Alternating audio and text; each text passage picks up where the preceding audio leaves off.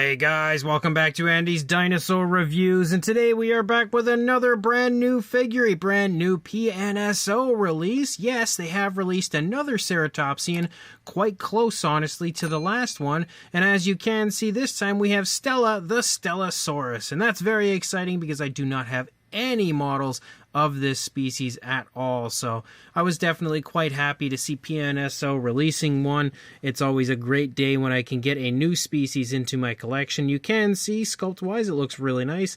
Color wise looks almost like your traditional PNSO figure, you know, with like browns and stuff like we see a lot of the time, but I'm intrigued to see this one because I feel like the colors from the images I had seen of others kind of looks a little more vibrant than we actually see on the box, so we'll have to wait until we get it out of the box and check it out. You can see up here on the top another shot there of the head of the dinosaur, some information on the side, pretty much the same image when you turn it around, and then another shot of the figure off here on the side. So let's pop this box open and check it out. First of all, we have our standard booklet that you usually get with PNSO, and of course that's going to have all sorts of really cool images like this one kind of showing off the skull of the dinosaur, and you'll find all sorts of information, including of course some photography of the figure itself and images throughout the course of the booklet. These are always really fun. I definitely very much so recommend giving these a read. It's always great to, you know, just learn a little bit about the dinosaur and everything. On top of that, we've also got a poster, and the poster definitely looks to be a little dino toy photography.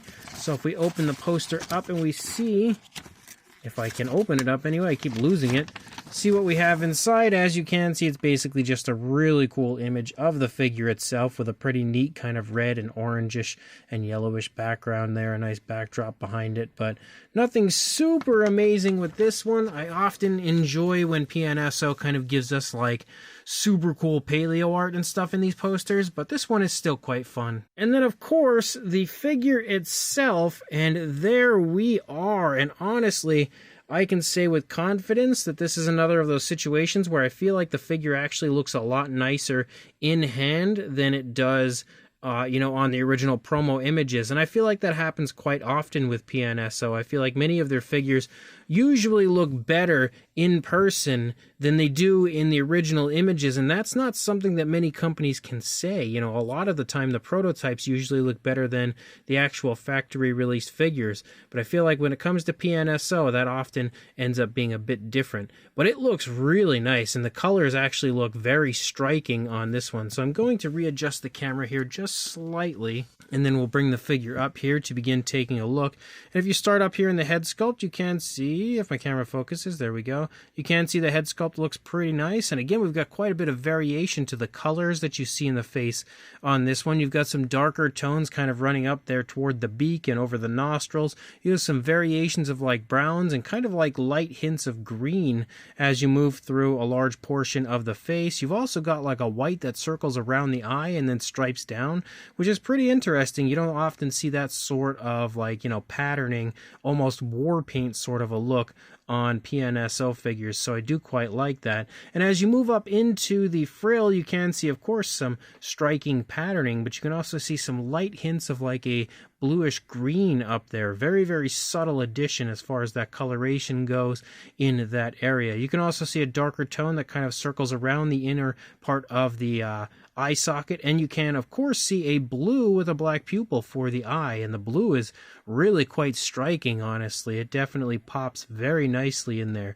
We've got a good bit of variation to the skin texture in this one. You can see some larger scales as you lead up there toward that trademark horn. You can also see finer scales as you lead closer to the beak, and then even finer skin texture as you head back further into the face of the dinosaur. We can see the beak sculpted pretty decently. We have a little variation of color with like a reddish tone that kind of transitions to a dark brown as you lead toward the tips of the beaks, and we can see inside the mouth, and we have a nice pinkish tone in there, as well as the teeth. You can see sculpted out and painted on the inside of the mouth, which is pretty impressive. We can see the same for the lower jaw as well as the tongue in there, and it looks like there is even a reddish wash that has been added to the inside of the mouth, just giving it a little variation of color, as well as a nice gloss coat, helping everything have that kind of wet look, that saliva-like look. There is a seam right here where the lower jaw is connected. Sometimes you'll see seams here on the underside.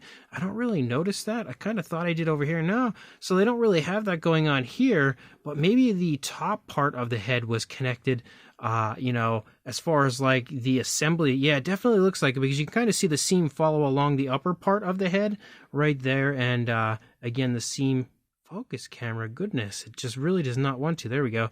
The seam is pretty obvious as you move here along the jawline right there.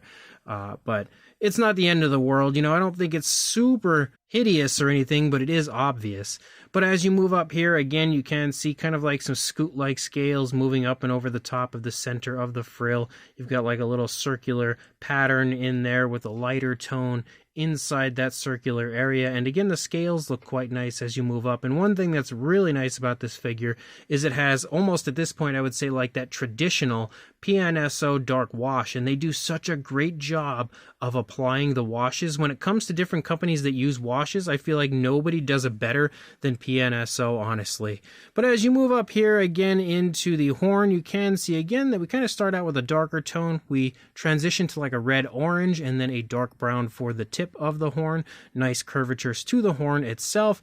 Again, the texturing of the horns, and this is something that's also fairly common when it comes to PNSO figures, is kind of smoothed out, and I feel like maybe we should see a little bit more texturing to it, kind of like more cracks and crevices like we often see. And I feel like if PNSO began including more cracks and crevices in the horns and then using the same style dark wash that we have in the body in the horns, it would definitely make the horns pop and look super realistic. And we'll see the same thing again as you lead up into the horns on the top of the frill of the dinosaur. But we can again see the same look and everything over here on this side of the head of the Stellasaurus as well. We can also see the ears back here. As we move back into the neck, we do have a really nice, quite striking reddish tone pickup, and I really like that very subtle addition to the colors, kind of giving me the feeling that this one maybe is like a male, even if the name is Stella, which is more of like a traditional female name. The red here just gives me such a strong male feel, so I don't know. I mean, I guess you can take it as you will, but I personally like that reddish tone, giving it almost the look of like a beautiful display of color showing off the male aspect. But it may be a female. You know, we really have no idea what dinosaurs actually would have looked like exactly. But as you move back, again, you start to pick up some patterning. Kind of runs through like a darker, squiggly sort of pattern that moves through the majority of the body of the dinosaur. We can also see the scales looking really nice, really crisp, definitely popping, especially with the addition of that dark wash. As we move back, again, from the reddish tone, we do have a nice light brown for the majority of the body color. On top of all of the very nice scale detail, we do have osteoderms popping up here and there quite abundantly through the majority of the body. When you look at it on this side, both legs are kind of held closer together, and you can see a little bit of scrunching in the skin there in the stomach region because of that. We can also get a good sense of the musculature of both the front and rear legs as you move down, especially the rear legs, of course, with that large ceratopsian thigh. But as you move down, you've got all of the skin texture and everything that you would want to see, all of the fine details like wrinkling and creasing in the joint of the elbow, and of course the elbow itself in the back. But you can see again just how nice that dark wash is applied. It really looks great. As you move down into the foot sculpt, we do transition to a dark brown, and we can see the nails are painted with a lighter tone, and all of the toes look pretty decent as you move through. Same deal, of course, for the rear leg. Again, basically just the light brown, the dark wash, and then some of that patterning moving through. You've got a nice look at the musculature of the calf right there. Of course, the knee with a little cluster of larger scales in that area. And again, transitioning to a darker brown as we move down into the foot sculpt that my camera refuses to focus on. There we go. And of course, the toes and again, the nails painted with that lighter tone. As we move back up into the tail, you can see the skin stretching off of the thigh right there, kind of showing the curve to the tail as the dinosaur, again, is just, I don't know if it's wagging its tail or if maybe it's just making a turn. Kind of looks like actually maybe it's making a turn and the tail is just sort of following. But we do transition out in the tail to, again, that reddish tone like we see up here, which again, I really like that. Just a subtle addition of, you know, color that I think looks great. And the curvatures of the tail also looks great.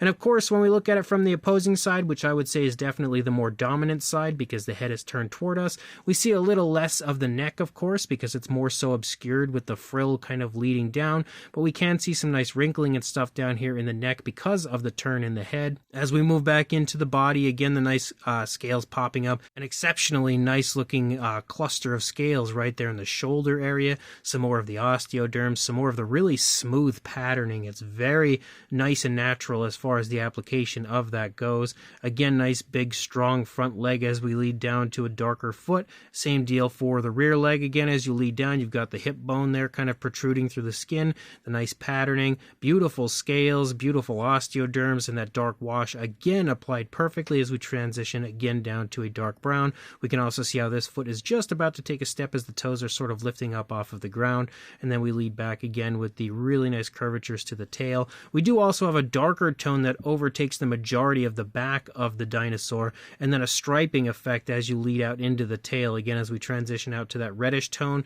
And then on the underside you can see some really nice pinkish tones that have been added to the lower part of the dinosaur, running along the undersides of the legs and then the lower part of the stomach. We can also see that pinkish tone back here in the cloaca area, which is sculpted quite nicely, and the dark wash again continues to help highlight the incredible scale detail and skin wrinkles of the underside of the dinosaur as well. So that is absolutely gorgeous, and like I said, I feel like it looks a lot nicer in person than the original prototype images had led us to believe. Not that it looked bad then, but it just looks really nice in hand. As far as a size goes, actually I think maybe this way will be best to do this.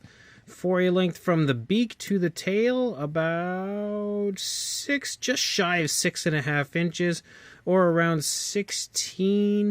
about 16.5 centimeters in length, and then for a height, just a hair over 3 inches, or around 8 centimeters. For a size comparison, there is Mr. Papo T-Rex, the Attack Pack Colovosaurus, Robert Muldoon, and the Collect A Human Being next to our Stellasaurus from PNSO, and you can see again that it is roughly in like the Attack Pack or Danger Pack size range. But for another comparison, we also have the Schleich Diabloceratops, who I often use in comparisons, and you can see that that figure is only slightly larger than our Stellasaurus. Then for some PNSO comparisons, first of all, we have their Styracosaurus, which you can see is only a little bit larger as well. We also have another of their more recently released ceratopsians with the Lokiceratops, which is obviously quite a bit larger. We've also got their recently released Spiclibius, which you can see as well is roughly the same size as our Stellasaurus. And we also have, for a final comparison, the PNSO Centrosaurus, which we can see as well is right there in the same size range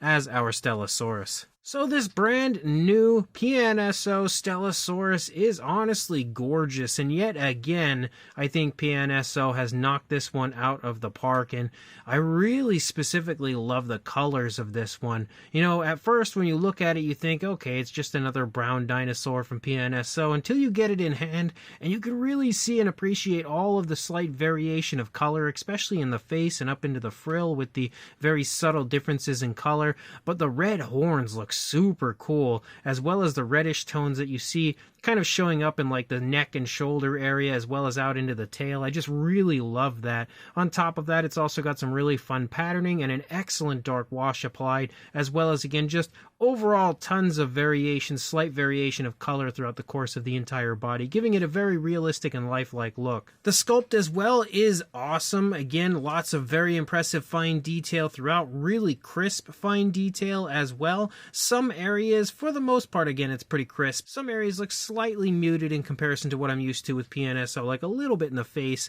but not all that much. And then again, there is a little bit of like smoothed out texture in the horns. And then of course we do also have a seam in the jawline, but those are like the only things that I could possibly think of to, you know, look at as potentially being a downside, but not really even a major one in my eyes. Not everyone might look at it the same way as me, but I personally think, you know, from head to tail, it might be one of the most striking ceratopsians to come from PNSO so far, and definitely a very memorable one. Not to mention a brand new species to my collection, which PNSO often is responsible for, so that as well is a great thing. So if you are interested in grabbing this, I will include a link in the description to where you can do that on the PNSO Amazon and PNSO Aliexpress stores. So make sure you check those links. Definitely pick this up, and like, comment, and subscribe, and I will see you in the next review. Thanks for watching.